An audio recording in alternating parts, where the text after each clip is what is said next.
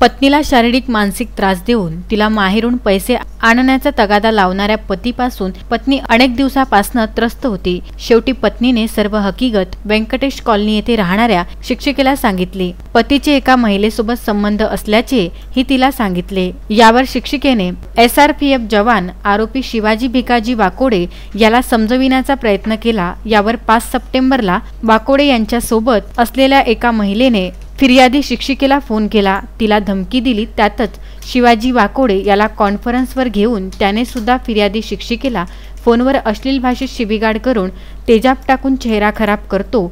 तिला मदत करणाऱ्या फिर्यादींच्या वडिलांना ही फसवण्याची धमकी दिली। यावर फिर्यादी शिक्षिकेने SRPF जवान आरोपी शिवाजी वाकोडे राहणार SRPF कॅम्प यांच्यासह एका महिलेविरुद्ध फ्रेजरपुरा पोलीस स्टेशनमध्ये तक्रार देण्यात आली। फ्रेजरपुरा पोलिसांनी दोन्ही आरोपींविरुद्ध कलम 294, 506, 2 अंतर्गत गुन्हा दाखल करण्यात आला आहे। पुढील तपास फ्रेजरपुरा पोलीस करीत आहेत। नमस्कार, माझे नाव कल्याणी गुलदेवकर आहे। मी एक महिला समाजसेविका आहे। महिला समाजसेविका असल्या कारणाने मी वैशाली वाकोडे या स्त्रीला मदत करत आहे, कारण की तिच्या पतीचे एका स्त्रीशी अनैतिक संबंध आहे।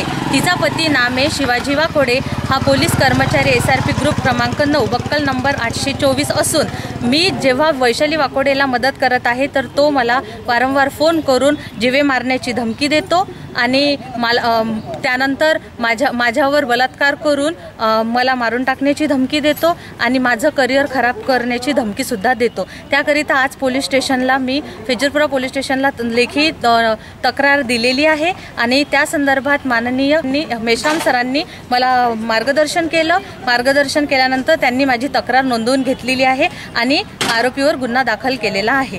धन्यवाद। Vidarbha news bureau, Amravati.